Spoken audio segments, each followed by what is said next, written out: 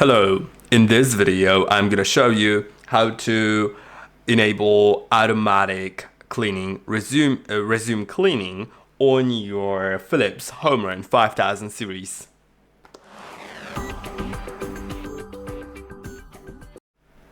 Cleaning can be automatically resumed once the robot charges fully again, which means if your robot discharges and goes back to the station to charge, it may finish the cleaning or not, depending on your preference, once it's charged, of course. And to do it, go to the settings and enable resume clean.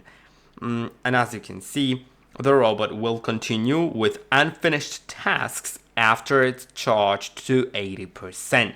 I'm gonna click on got it, and that's it. I hope that this video was helpful. Don't forget to like and subscribe, and I'll see you in the next one.